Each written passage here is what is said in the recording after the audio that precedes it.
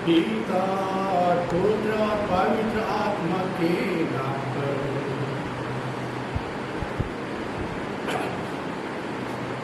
प्यारे भाई और बहनों, आप सबों को मेरा जय यीशु। आज वर्ष का 19वां इतवार है। आज का सुसमाचार पाठ हमको हमारे जीवन जीने के दो पक्षों को हमारे सामने रखता है और हमें चिंतन करने के लिए आमंत्रित करता है कि हम दुनिया के पक्ष में रहना चाहते हैं या ईश्वर के पक्ष में। हालेलुया। इसके साथ साथ आज का वचन हमें सब समय यीशु से मिलने के लिए जागरूक और तैयार रहने का संदेश देता है। हालेलुया। और इसलिए सर्वप्रथम हम अपने में चिंतन करें आज कि हम किसके पक्ष में हैं। जो लोग दुनिया को अपने हिस्से के रूप में चुनते हैं, उनके पास थोड़ी देर के लिए धन, संपत्ति, प्रसिद्धि और सफलता होती है, लेकिन अंततः वे विनाश में समाप्त हो जाएंगे। लेकिन जो लोग भगवान को अपने जीवन के हिस्से के रूप में चुनते हैं, उनके पास अनंत जीवन होगा। हालेलुया। क्योंकि हम एक ऐसी दुनिया में रहते हैं जहां इतनी सारी चीजें हैं जो हमारा ध्यान आकर्षित करती है कि अपना ध्यान खोना आसान नहीं होता है। हमें हमारे जीवन को खो देने के आसान हो जाते हैं। हालेलुया। यही कारण है कि हम इस सुसमाचार के माध्यम से यीशु हमें स्वर्ग में अमोघ खजाना रखने के लिए बुला रहे हैं, जो अनंत जीवन देता है। हालेलुया। यीशु का ऐसा बुलावा एक ऐसा कॉल है जिसके कारण हम मसीह के चारों ओर हमारे जीवन में प्रवेश करते हैं। सांसारिक संपत्ति के कारण यह स्थिति पाना मुश्किल हो सकता है। प्यारे भाइयों और बहनों, ऐसी बहुत सी बातें हैं जो हमें मसीह के साथ एक गहरा संबंध विकसित करने से विचलित करती है। इसके साथ यीशु के साथ एक गंभीर, एक गहरा संबंध बनाए रखने के लिए हमें अक्सर जीवन दृष्टिकोण को फिर से जांच करनी चाहिए और अपनी प्राथमिकता को बदलना चाहिए। हमारे दिलों को हमारे सच्चे खजाने को लूटने से बचाने के लिए मसीह केवल एक बलिदान की मांग करते हैं हमसे। हमें अपनी संतति बेचनी होगी, स्वार्थ की, घमंड की संतति बेचनी होगी। इसका क्या मतलब है? एक बार जब हमारी जरूरतें पूरी हो जाती हैं तो हमें और जरूरत नहीं पड़ती। हमारे जीवन में धन प्राप्त करना उद्देश्य नहीं है, बल्कि दूसरों की जरूरतों को पूरा करके भगवान के प्यार को फैलाकर भगवान के राज की तलाश करना है। हालेलुया।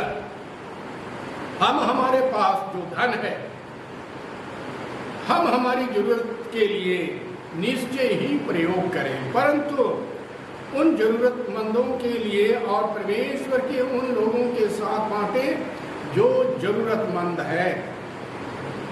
जैसे रोमियों के नाम संत पौलुस का पत्र का वचन कहता है, अध्याय 12 में और पद वचन 13 में। यहाँ पर आज इस संदर्भ में हम ईश्वर के प्रति पूर्ण लगाव और वैराग्य की बातें करते हैं। ईश्वर के प्रति संपूर्ण आसक्ति का अर्थ है अपने आप को पूरी तरह से ईश्वर और उनकी इच्छाओं के प्रति समर्पित कर देना। संपूर्ण वैराग्य का अर्थ है जब ईश्वर हमसे पूछ रहे हैं तो सांसारिक चीजों को त्यागने की क्षमता हमें होनी चाहिए। हालेलुया। प्रभु को अपना भाग बनाने के लिए हमें अपना व्यवहार में विश्वास पैदा करना चाहिए। हालेलुया। प्यारे भाइयों और बहनों, आज के सुसमाचार के संदेश के आधार पर हमें हमारे दृष्टिकोण में वफादार होना चाहिए। मैं दोहराता हूँ, प्यारे भाइयों और बहनों, आज के सुसमाचार के संदेश के आधार पर हमें हमारे दृष्टिकोण में वफादार होना चाहिए। हालेलुया। वफादारी तब आती है जब हम प्रभु को अपने हिस्से के रूप में चुनते हैं। हमें अपने जीवन में हमेशा सतर्क रहने की जरूरत है।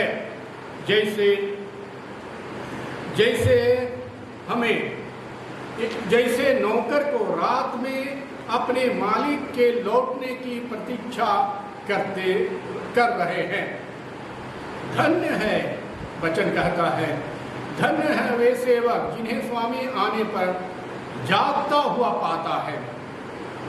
यह सेवा की मनोवृत्ति के साथ हर समय तैयार होने के लिए ईमानदारी से प्रभु की प्रतीक्षा करने का सौभाग्य है।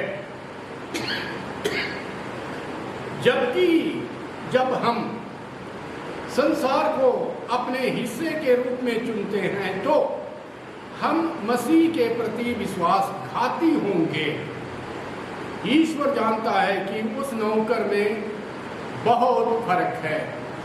जो फर्क, ये नौकर सब समय अपने मालिक के आने की बाट जोहता है।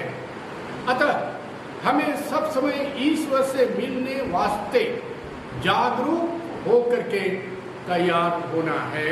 हालेलुया। इसलिए हमें अपने दृष्टिकोण में सच्चे होने की आवश्यकता है, क्योंकि हम नहीं जानते कि हमारे जीवन का अंत कब होगा, कब हमारे यीशु हमारे पास आ धमकेंगे। हालेलुया। इसलिए हमेशा किसी भी समय और वक्त में हम प्रभु से मिलने के लिए खुद को ईमानदारी से तैयार करें। हालेलुया। वफादारी और सेवकाई के विषय में संत पीटर और यूदस के विषय में हम सोच सकते हैं। कहना होगा, यीशु हर दिन खुद को हमारे लिए प्रस्तुत करते हैं, हमारे दिल के दरवाजे पर दस्तक कर देते हैं। क्या हम सच्चे खजाने को ग्रहण करने के लिए अपने हृदयों को तैयार करते हैं? उदाहरण के लिए जब हम संत पीटर और यूदस के जीवन को देखते हैं तो वे दोनों यीशु के साथ थे, लेकिन पीटर ने प्रभु को अपने हिस्से के रूप में चुना है। इसलिए उनकी विफलता के बीच भी उन्हें इनकार करते हुए भी विश्वास की ओर आ सकते हैं। हालेलुया। लेकिन यूदस ने पैसे को अपने हिस्से के रूप में चुना, इसलिए वह विश्वास में अविश्वास की ओर चला जाता है।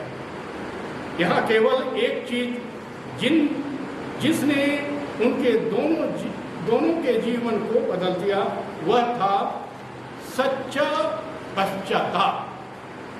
पतरस ने अपने पापों के लिए पश्चाताप करके यीशु के लिए अपना दिल खोल दिया, लेकिन यूदास ने उसके लिए अपना दिल बंद कर दिया। हालेलुया।